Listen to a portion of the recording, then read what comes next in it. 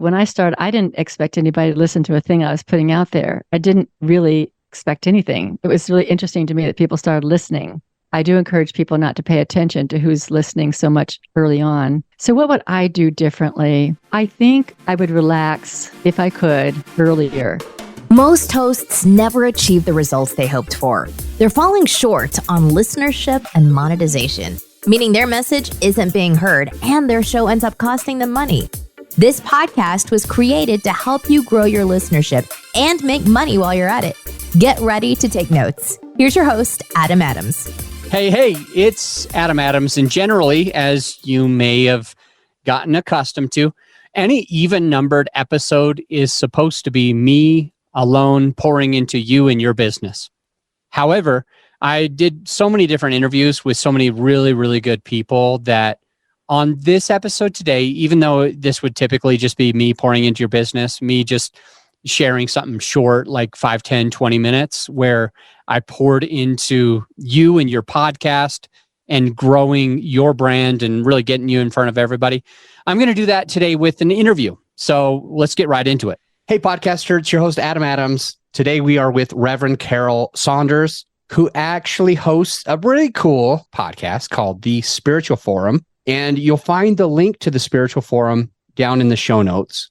And she's been doing this for over 230 episodes. She's going strong. She's got 68 ratings. I let her know before. She said she didn't know that, but 68 ratings, that's easily within the top 5% of all podcasts in the entire world.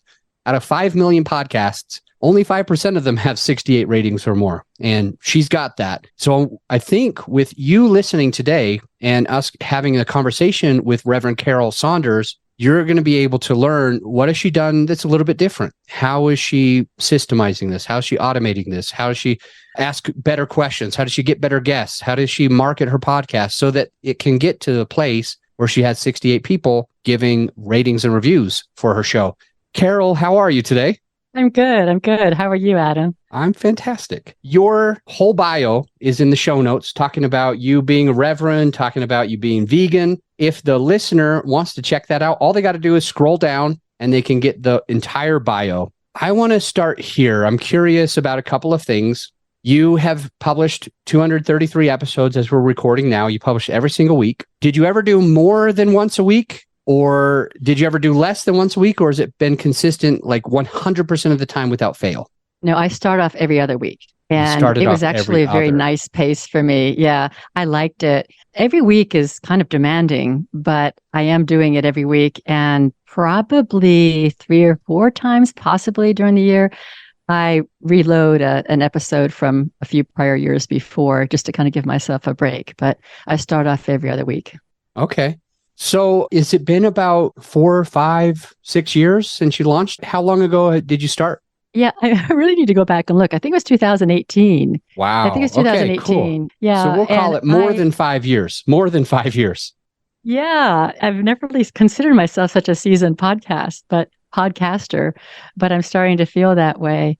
I think that as you introduced me, it's really interesting because I think the very human thing is to compare yourself to other podcasters. And well, is 68 reviews good enough? Why don't I have 68,000 and that and all of that? And I feel like part of this journey is just doing what is you and being okay with how it unfolds. So I could tie myself up in a wad going, I don't have enough because somebody else has more. There's always going to be somebody who has more, right? So I really appreciate that you're letting me know that that's pretty darn good. Yeah, it definitely is. And not only that, but the amount of episodes, the consistency of publishing for 5.5, 6 years straight is another huge thing that not everybody can say. A lot of people that I've met have told me that they started a podcast and they got 5 episodes in, they got 10 or they got 20 episodes in, and then they quit. And I always ask, why did you quit? And a lot of it is because of something you said. It's because they are always comparing themselves and they think that they should be further ahead.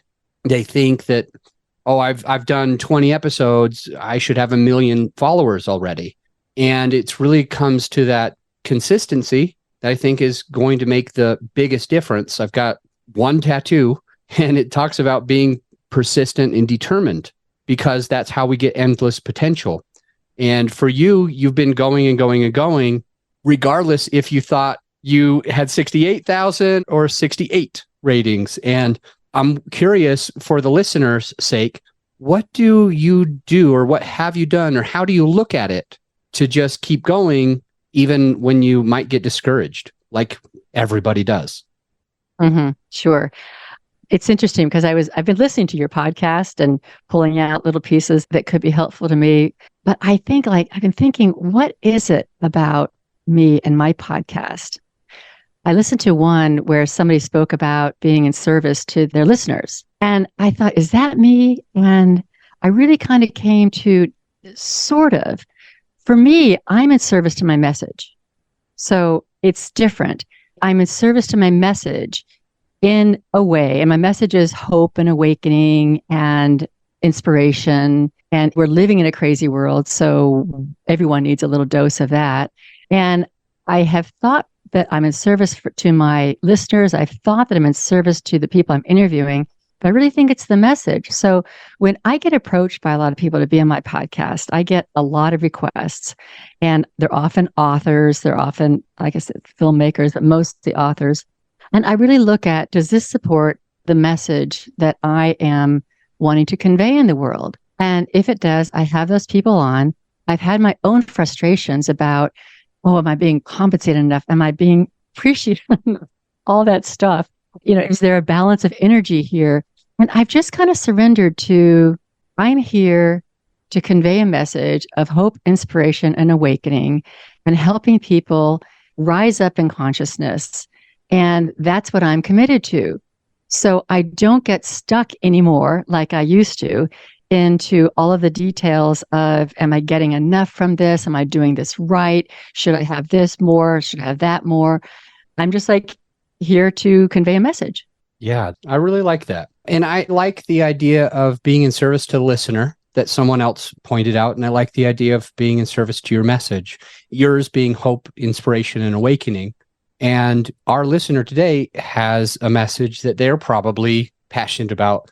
And either way, I think it's going to help us to be able to be more consistent in a podcast. If we're worried too much about how people think of us, if we're worried too much about how many people are listening, if we're worried too much about some of these other like details, it's sounding like, and I agree with you, sounding like it's not what's going to help us prolong our message, is to be able to be consistent. But when we do instead, when we look at what we're passionate about, who is our perfect listener, who our perfect avatar, what is the message that we have, what's our unique way of delivering that, and then just doing it time and time again, you get up to 233 episodes, 68 ratings, and things are going pretty well.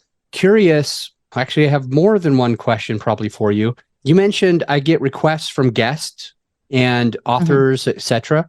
I think our listener today, somebody out there probably is afraid of, maybe I don't start a podcast because here's the blank that they fill in. I'm scared to do, I don't want to do, I don't know if I can do a podcast because I don't know if anybody would be willing to be a guest on my show. Now, with you, Reverend Carol, you've got like people reaching out to you asking to come on. And it's almost like you've got to filter them, and you've got to go through, and you've got to like decide, is this serving that message of hope, awakening, inspiration that I'm serving? Is this going to be the right person? And so you're almost, in a way, pushing people away, or filtering them at least, and determining at some points that maybe that's not a good fit. But with the listener's fear of like, I don't even know if anybody would want to come on my show, I'm curious what you've done or what you've learned along the way that's made it so you're not scared to get guests on your show. Yeah, I think also, I do say that people approach me to be on my show, but I also reach out to people. My show is really about conversations and spirituality. I know we're not going to go into my show, but the idea is it's about conversations. I can have conversations with a famous person. I can have a conversation with an author, a filmmaker. I can have a conversation with a guy next door.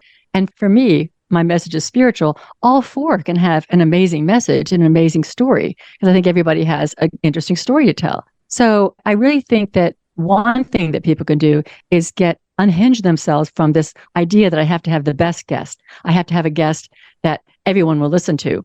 I actually personally have another way of looking at my podcast, and that is, what can I learn from this person? Because I learn something from every guest that I have on. And it doesn't matter to me whether it's some big name or some other just regular person that I know or that I met somewhere, because I can learn something from them.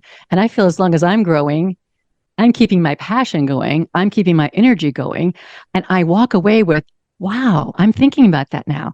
I'm going to take that into my heart. That's useful to me. And because I think we're all connected, if it's useful to me, it's useful to somebody else out there. And then I just have one other thing I'd like to add. I think we get really stuck on how many people listen to my last podcast. I don't look at it that way anymore. I think what we're putting out there on the sound waves is timeless. So maybe only 100 people listened to it last week or last month or yesterday, whatever the number is, but it's out there. So who's to say that in 5 years, there won't be a whole lot more people listening to it because suddenly they're interested in that. So I also look at it in a kind of a timeless way too. Yeah, that's really good. I have people that come to launch a podcast, a brand new podcast, and have our company serve them to do that. And when they come, a lot of the times I'll ask them a certain question, and I'm loving your response to this. And I might start sharing part of your response with them when I talk about this subject. Well, I'll always ask, what does success look like for you? And just listen. I get an idea of what success is to that person. And I'll ask if they're in it for the long haul. And I'll ask, are you willing to do this for a minimum of 3 years? Absolute minimum of 3 years. Even if you don't have any listeners in the first 1, 2, or 3 years. Are you willing and committed to stay with it no matter what?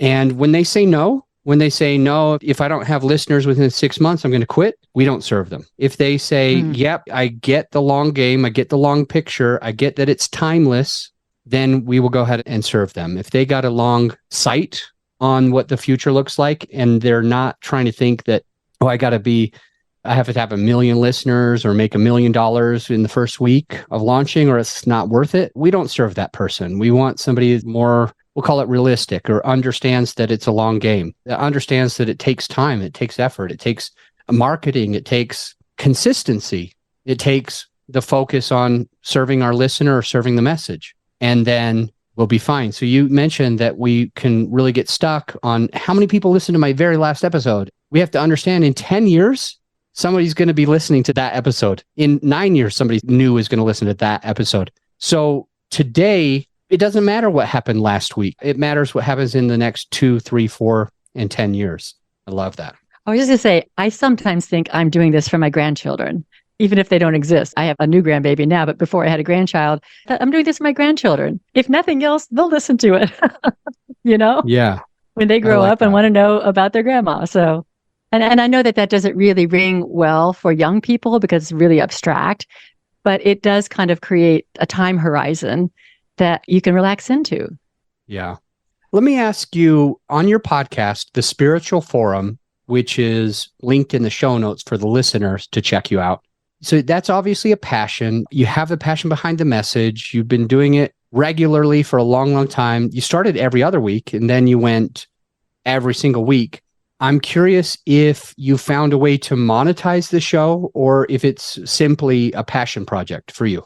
Yeah, I'm really in that question because right now I'm accepting donations. Right now, my podcast is kind of a part of a broader ministry. And so I accept donations. I ask for them. I also acknowledge anybody who does donate on my podcast, but I also acknowledge anybody who listens and shares. And it's not really paying for itself right now. I'm looking into other ways of monetizing it. But I also just listen to my own gut is not really wanting to go towards advertisements right now. It has to be very consistent with my own voice, my own sense of what I'm trying to put out there. So at this point, I was at the podcast convention, which is where I met you, and there's such a frenzy there. You got to do this, you got to do that, you got to this, and you got to get higher, better. And so right now I'm in a point where probably my costs are about half covered. My labor is certainly not, but my objective is to at least allow get to a place where all of my costs are covered. So I know that could be disappointing to some people because, like you said, they want to make the thousands of dollars a month. I may shift to some sort of a platform that's advertising, or I may shift to a membership. I have that on my horizon to look at in the next year, but I'm not there right now. And how do you get those donations? You mentioned that you accept donations because it's part of a broader ministry. Is that something that's mentioned on the podcast? Is that something that's mentioned when you're in front of a congregation, or something else, or all three? Yeah, I mention it. I don't have a church right now. I do mention it on my podcast. And I've even asked my guests if they're interested in donating. Some have, not many. But I think I'm providing a platform for them to get their message out. And so I say, if you want to donate to this, and here's kind of what my costs are, and this is my time allotment, and here's where you can do it.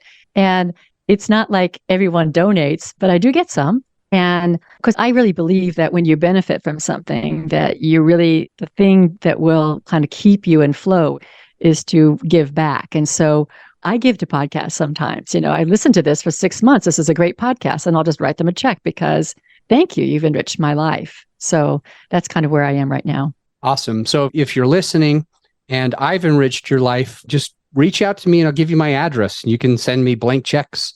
So Carol, you mentioned that you're accepting donations. You mentioned that the costs aren't covered. Costs are getting covered, maybe not all the labor. You also mentioned that I think you said you talk about it on the podcast and you mention it to the guests, and you say something, and I hope I'm quoting you right. Here's where you can do it. Here's the place that you go to invest or to support the show. Where is that place? Like, if we want to follow, what do we do in order to have a place for somebody to donate or support our show? Oh, that's a really good question. See, I have a website. My podcast is on a website. So it's thespiritualforum.org. And I have a little about me thing. And I also do retreats. So I have a page on the retreat. And I have a page that has all of my episodes. And there's a little more information on those show notes on my website. So that's the way I do it. I know a lot of podcasters don't have a website, but I do. So they go to thespiritualforum.org, which that link will be in the show notes in case our listener is able to support you. Thespiritualforum.org. And then what happens? Is there a link at the top? Is there a gray button, a green button? Is it a secure website? Do they use credit cards? How does it happen after that? Yeah, it's a yellow button. A yellow it's a donate button. Yeah. Okay. So just scroll down, you see the button and it'll say donate, and it goes through PayPal. Okay, cool. So go straight to PayPal. And have you considered, I always forget this, I think it's called Patreon. Have you considered using Patreon through your podcast, since you don't know if you want to have advertisers, but you also know that you want to cover the costs? Is that a consideration? And if so, why do you use it, or why wouldn't you use it?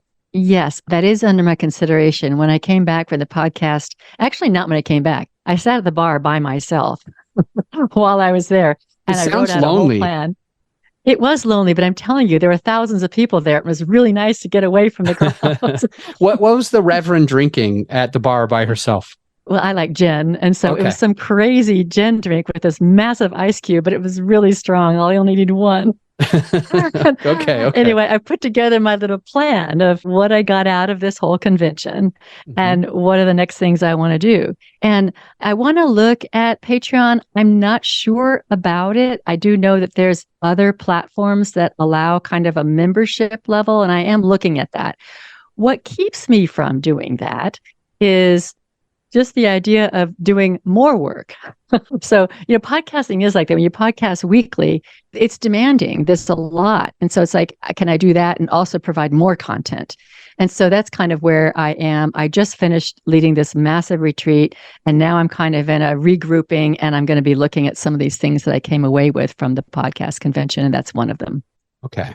So one of the things slowing you down, at least, maybe not keeping you from it completely, but slowing you down, is if I do Patreon, then I might have to do even more work, which kind of means to me that a lot of the times when people use Patreon, they have, you get this extra bonus, you get these more episodes, you get calls with me, and fill in the blank, you get this extra thing on top. And I think that Patreon doesn't have to only be used that way. I don't use it myself. I monetize my show by selling coaching, like serving other podcasters.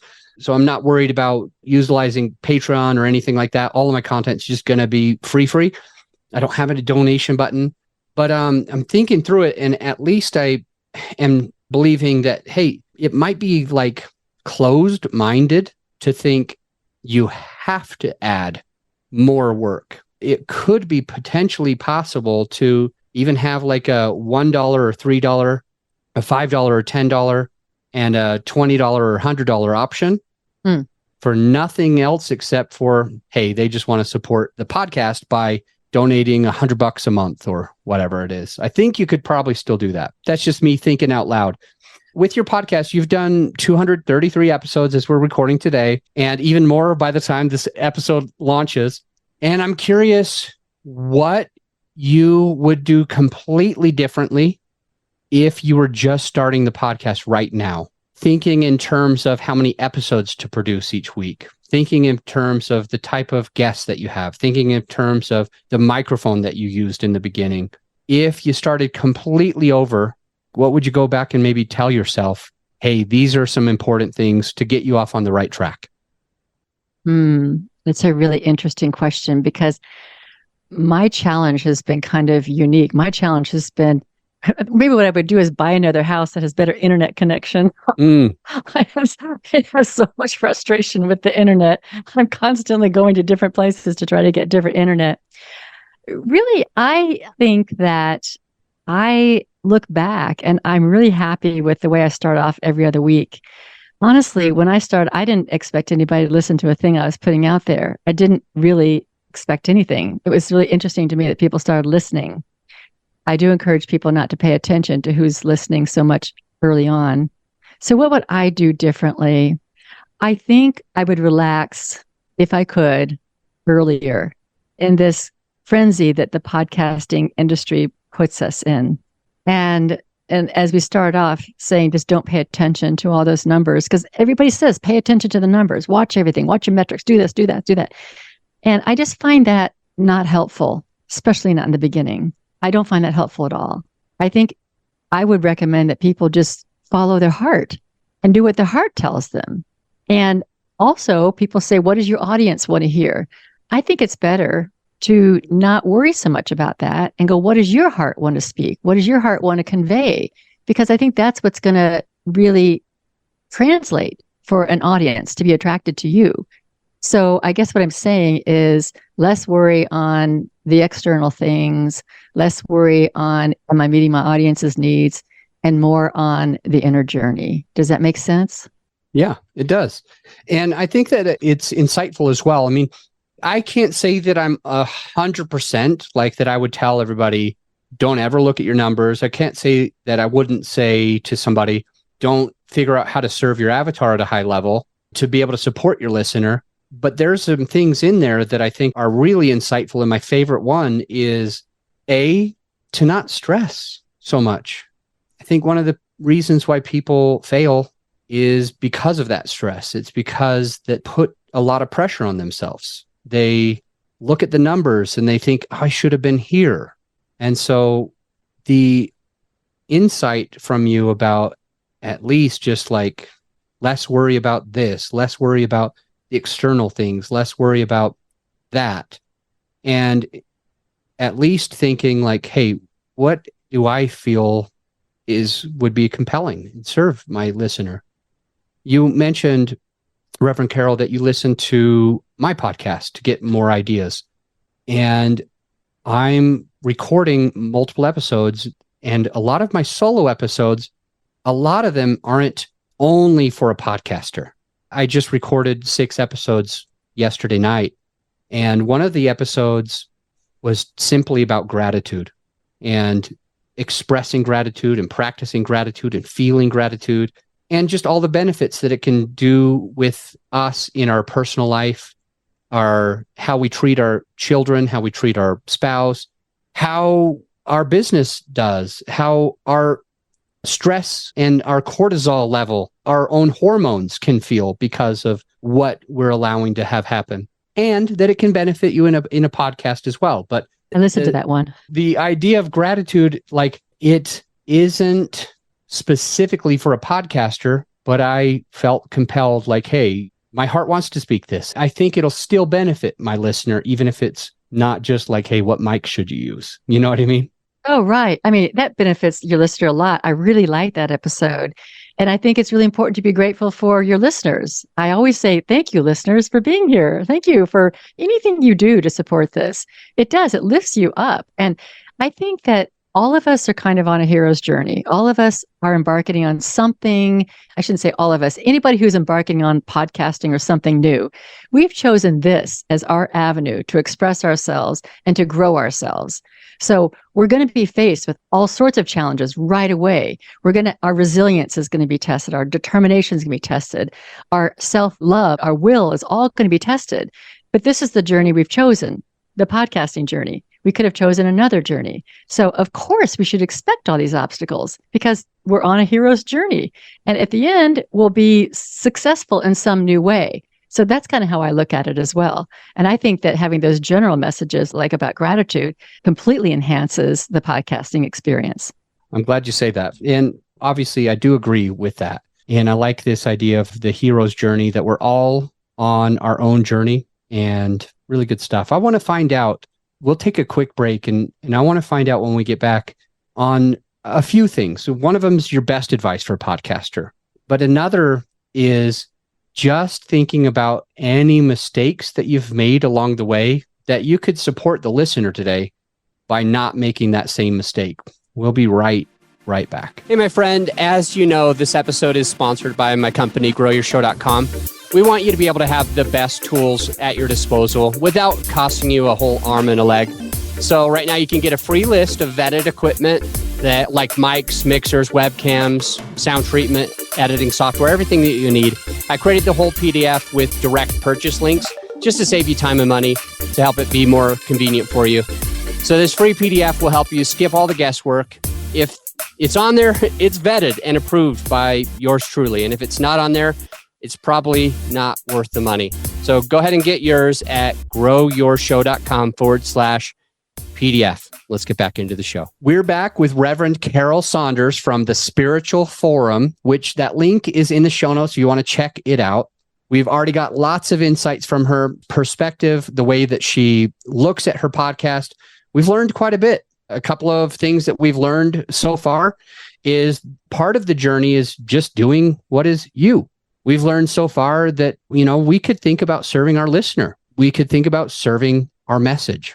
Hers is hope, awakening, and inspiration. She talked about rise up in consciousness. That's what she wants her listener to do. Basically, she's building a movement and not just a podcast to be able to help people rise up in consciousness. She talked about, I get requests from guests and authors, etc. And sometimes we could think about, how am I going to be compensated? How am I going to be appreciated? And really, ultimately, we want to just serve. We want to serve that listener, or we want to serve our message. She talked about a thing that people can do to get basically unhinges themselves as being like, oh, I need the best top guest or the biggest name, where she had taught us that she learns from everybody, even the person right next door to her. We talked about you can learn something from everybody. We talked about you can get stuck on how many listeners you really have, or how many people listened to that last episode. And she said, I think we got to just put it out there, and it's going to be timeless. She talked about how she makes a little bit of money, like how she supports her podcast through the broader ministry. And one thing she'll do is mention to people that they can go to her website, which is thespiritualforum.org. And in that website, there's a yellow button, and they can donate toward the podcast. And one of my favorite sayings that she said is like, she talked about the flow, and what keeps you in flow is to give back. So if you're learning, if you're making money, if you're getting success, if you're benefiting, it's natural. It's a reciprocity to keep that flow and to give back. One of the things she would do differently is get better internet. And for me, I got like a crazy high internet when I decided that I'm going to be podcasting from home, or even when I had my office for several years podcasting. I paid for them to double the strength of the highest internet from anyone in the entire city. That's not a lie. It's not an exaggeration. It's not a joke. My internet was faster, twice as fast than any single human or business in the entire city that I was in. And why did I care about it? It's because I need my podcast, the internet, to be strong so I can record those episodes. She talked about every other week versus weekly. She talked about relaxing earlier, not being on a number friendly, less worry about the external things, knowing her avatar and her audience, but also thinking about what her heart wants to speak in that hero's journey.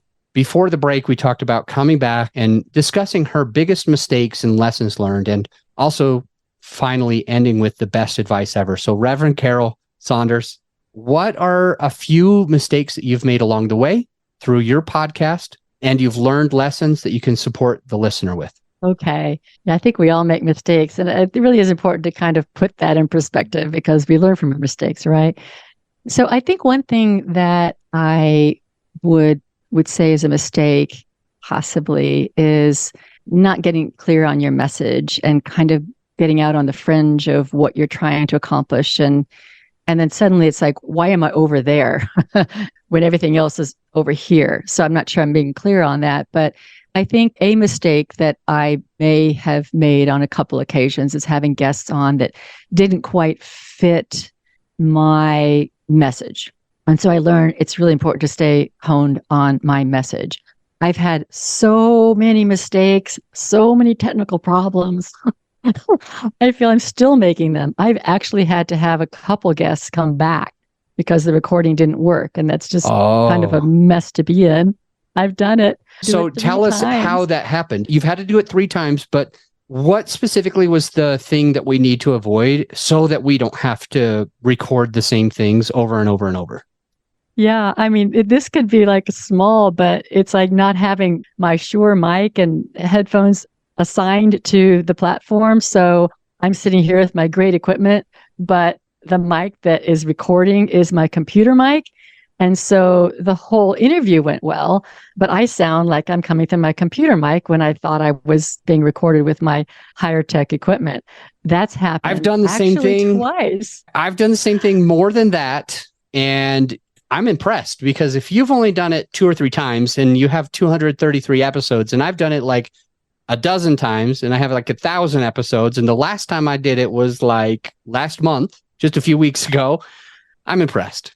Still, a great learning lesson for the listener today, knowing that you might be right next to this microphone. You might be making sure that you're not turning your head too much or looking up or moving back, but it's not even the one that's connected. It's like useless. I've done it, like, and I've done it recently. So good. Wow. So frustrating. And then to ask your guest to come back, it's like, I have to say, the first time I did it, I was much early on in my process and I didn't ask her to come back. I ended up just transcribing my own part and re-recording my own part and having it interjected with what she said. But I've learned to just tell people, look, I messed up. Do you want to re-record? And I do think that if you end up in that situation, one thing that can definitely happen is you can get very attached to your first conversation. Your second, for me anyway, will be completely different from your first one. Mine is. I have very organic interviews. So just to have to release, you got to release that you're not going to say the same things, cover the same points. That one's gone. Now I'm going to do a new one, and it's going to be the right and perfect one. So I love that. That's kind of my advice if you make that mistake. Is there another mistake that you wanted to mention, or lesson learned that you wanted to mention, or should we stay with the 2 big ones that you've brought up? Yeah, let's stay with those 2. So the first one is not being clear on the message. So what's the reverse? Being clear. So she realized that when recording, she was kind of on the fringe of the content that she wanted to cover. And the way that she's fixing that is just getting as clear on the message that she wants to share, getting clear on the avatar she wants to share it with, and or the message that she's really passionate about to be able to help her people. Secondly, is she's had on some guests. Well, this is really 3, I guess. Because number 2, you've had guests on that don't quite fit the message. And so you're not doing that anymore. You're really important to stay honed in on the message.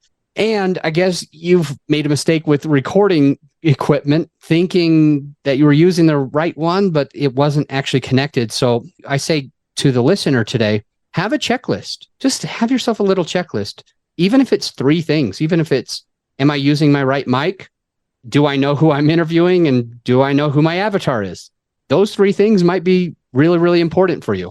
I wanted to ask you, Carol, through your learning lessons, through your 200 plus episodes, and I guess almost 6 years, 5.5, 6 years of recording podcasts, have you learned something along the way that you could share with the listener about this, getting better content from your guest by either doing pre-interviews or how the pre-interview might go, or asking better questions, or anything around that to make sure that the content really serves your message and serves your perfect person? Have you learned anything that you could share around getting better content out of guest? Yeah, I'm still evolving on that. So, Me too. I think a lot helps to put your expectation up front. That doesn't mean that your guest is going to read it or abide by it. But I have very organic conversations, so I don't even go in very often with a list of questions. I may have a couple, but I'm really interested in hearing the person's story. And then I listen and I draw out from them what I think is pertinent. And I have a conversation based on that. And we just kind of go from there. Now, what can happen is my guest can just talk way too long. That can happen a lot. And so I try to let them know, okay, so I'm going to ask you to tell me your story up front. And I'd like for that to be 10 minutes. Because some people like to talk and they talk and talk and talk and talk. Let me interrupt you really quick. When your guests go too long and you say, I'd like that to be 10 minutes. If you interview me on your show, I'm just going to be honest with you. You should be like 5 minutes, a max of 10. And then I'll go 12. And then I'll go 12. But if you give me 10, then I'll probably go 20. Right. So just be cautious with that. There you go. I think that's where I am. So I'm saying I'm evolving. I think that's where I am, where people will just talk too long. Now, I'm interested. I just don't know if I'm going to hold my listeners that long. I'm interested because people do have interesting stories. There's so much in people's stories, and some people have fascinating stories. And so you do want to hear them all. But you also want to have the opportunity to have a conversation. Because for me, I think it's important to have a conversation, not just question, answer, or not just listen, and then now we're finished. I guess what I'm saying in terms of advice is I try my best to set the stage up front. We want to have a conversation. My guests want to hear from me. They want to hear from you. They don't want to hear either of us do a soliloquy. And so I try to, this is now what you're I've using words that I don't understand. Soliloquy? What language is that? That's in Shakespeare. That's when you have, it's like a monologue, a long monologue. Yeah. Thank you for embarrassing me in front of my listener today. Soliloquy. Did I even say it right? You did. Okay. All right. So no soliloquies, but have a conversation. I like that. I really also loved the insight about how you mentioned that you set the stage up front with your guest and specifically let them know that you're looking to have a conversation, not just a Q&A, not just a question and answer. And I think that that's beneficial so that they kind of are aware of that. And then, if you tell me you got 2 minutes to do this or 10 minutes to do this, it's going to just always take me slightly more than double. You say 2, I take 5. You say advice. 10, I take 22. So be careful. If you got someone like me that could be long-winded, how long advice to tell them? Yep. I'd be like, something around 5 minutes, max of 10. Then the person's like, okay, I've got 5 minutes, or I'm going a little over, but now I'm going to end. But then they won't take 22. Or then Adam Adams won't take 22. Good stuff. Good stuff. So lots of mistakes, learning lessons about guests, about headphones, microphones working, making sure that they work, using a checklist. Making sure that you bring on guests, don't use guests, bring on guests that have the right message, that will fit the message, and also be clear on what that message is. And we don't have to be on the fringe. We can be right there. Best advice that you would mention to a brand new podcaster today? Well, since I have a spiritual focus in my life, I would say my best advice is to love yourself through all of this and just really be kind to yourself and to know that you've been called to do this work. And podcasting is really, it's the power of the voice. I mean, there's a whole energy center here. And so anybody who takes on podcasting is taking on this idea that my voice matters. I want to create a platform for it and amplify it. And, right there, I would say, congratulations. That's exciting that you know this about yourself and to stick with it, but love yourself through the process. So my advice isn't very technical. It's not really about podcasting specifically. It's really more human advice, because I think if this is what you've decided to do, to continue to listen to your inner voice, to continue to listen to your heart, and to allow yourself to be called forward to do what your voice is asking you to do. That's a great place to end today's episode. To the listener, don't go anywhere. I'll see you on the next episode. And remember, you can find Carol's website and her podcast link and her bio all down in the show notes. Just scroll down and connect with her there. See you on the next episode. You're not alone if you're ready to either get your very first affordable microphone, or if you're ready to upgrade your equipment to some legit podcasting studio equipment. Because on all of the forums over the last few months, I'm seeing this all the time.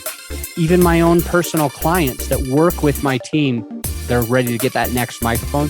They're asking us for it. Additionally, when I'm on discovery calls with potential clients, they're always asking for this stuff. Hey, what mic do you recommend? Hey, what lighting do you recommend? What webcam should I be using?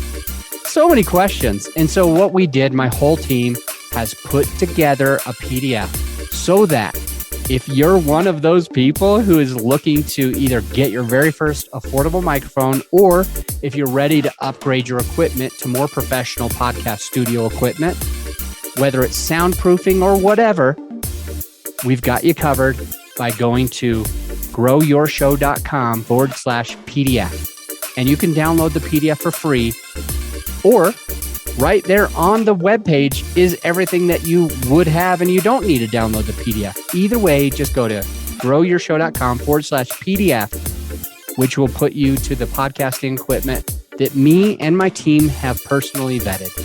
I'll see you on the next episode.